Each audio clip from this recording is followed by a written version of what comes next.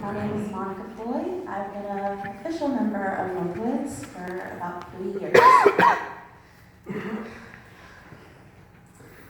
I grew up below the poverty line, and that feels dirty and shameful to say, but I'm proud of it. As a young, naive child, I didn't realize my family was poor. I didn't know about cable TV or Happy Meals or air conditioning. I did not know or feel that I was without. Even in the Houston summers, I remember a breeze coming in through the windows. I wasn't miserable in not being able to control the temperature. My life seemed normal because it was all I knew. Lucky for me, my grandparents were around my whole childhood. As children of the American Depression, they understood what true poverty was. My grandmother has never and will never use a Ziploc bag only once. Everything she uses in the kitchen, she reuses over and over, again and again.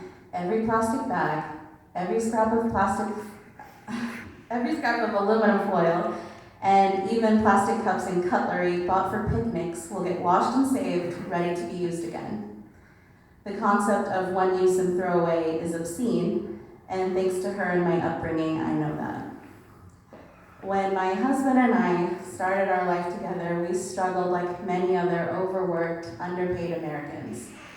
We made do with the bare necessities and thank grace that our neighbor did not password protect her Wi-Fi. When we reminisce about those days, we always bring up our grocery budget. We started at $10 a week. How many people here could feed 2 people with $10 a week? It was a chess game, always planning which ingredients would carry into future meals.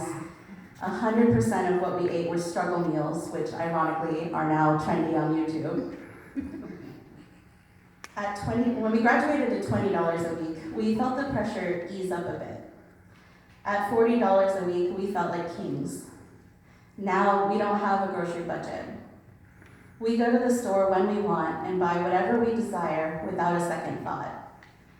My husband clawed his way up in the world through blood, sweat, and tears, and he grabbed my hand and took me with him.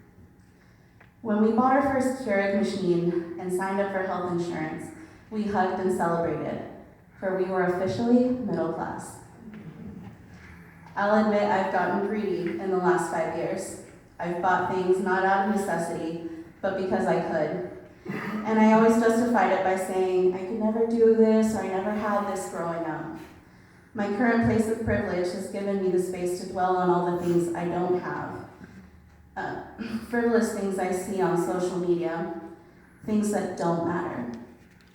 Scrolling through Instagram, I feel shut out of this other world, other life that I'll never achieve. But it's a crime to disrespect my past by taking everything I do have for granted. I promise I was raised better than that. So when I heard Nina Simone crooning about the things she didn't have, I felt I could relate. It wasn't until the second half of her song that I realized what a fool I've been. How, after working and struggling so hard for the life Alex and I have now, could I dare whine about silly things I didn't have?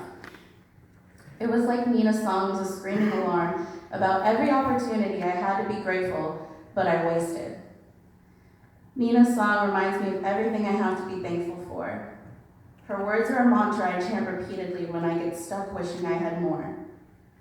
Her message of gratitude for her body and breath remind me to be grateful for my husband, my house, my Harry Potter comforter, and every other splendor $10 a week me could only ever dream about. Thank you.